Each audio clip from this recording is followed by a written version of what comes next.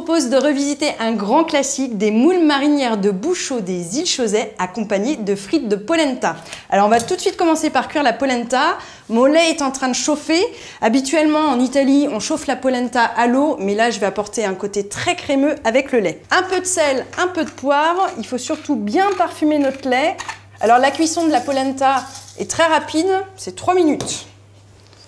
Allez, je verse en pluie fine ma polenta. Surtout, vous restez à côté, il faut toujours sans cesse remuer. Regardez, la consistance est bien crémeuse. Donc je vais la débarrasser dans mon moule. On va bien lisser pour qu'elle soit répartie de manière homogène. Allez, direction le frigo pour une demi-heure. Ma polenta est bien ferme, elle est prête pour être découpée. Alors je mets tout de suite de l'huile en chauffe. Alors par contre là, on n'hésite pas sur l'huile, sinon ça risque d'accrocher. Et pendant ce temps-là, je vais découper mes petites frites de polenta. Donc regardez l'idée du film alimentaire, bah hop, ça va être tout bête.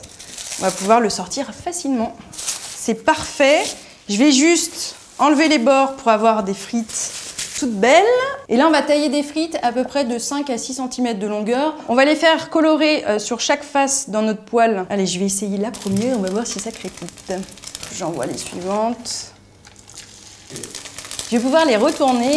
Alors, est-ce qu'elles sont bien dorées? Waouh, super! On va terminer la cuisson dans le four que j'ai déjà mis à préchauffer à 180 degrés. Et maintenant, on va pouvoir passer à nos moules mytilimaires de Bouchot des îles Chausey. Alors, où est-ce que ça se trouve, les îles Chausey? C'est au large de Granville. Il y a des eaux cristallines et c'est là où on produit ces moules de Bouchot. Donc, on va quand même les trier. Lorsqu'elles sont un petit peu entrouvertes comme ça, on leur donne une petite tape sur la coquille. Si elles se referment, eh bien, c'est qu'elles sont fraîches. En l'occurrence, celle-ci s'est refermée, donc je la garde. Quand il y a un petit filament comme ça, on tire dessus. Allez hop, une petite dernière, celle-ci, c'est parfait. Donc je vais les passer sous l'eau froide pour les rincer un petit peu.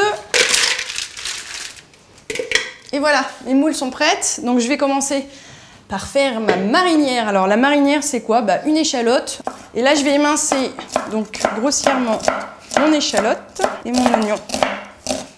Un peu de beurre fondu. On va faire suer le tout. Donc sans coloration, une petite pincée de sel. Et voilà. On va juste laisser compoter un petit peu tout ça avant de déglacer avec du vin blanc. Et une feuille de laurier pour parfumer le tout. Voilà. Je porte à ébullition. Allez, c'est bien ébullition. Je peux envoyer mes moules. Hop.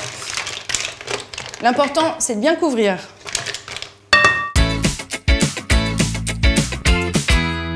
Je vais, pendant ce temps-là, m'occuper de mon persil. Je vais le hacher. Et voilà, c'est bon.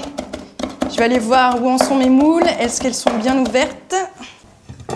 Waouh, parfait. Allez, j'ajoute mon persil. Et je vais pouvoir enfin sortir mes petites frites de polenta. Vous allez voir, elles vont être toutes dorées. Super! Bien dorées. C'est parfait. Et voilà pour les moules.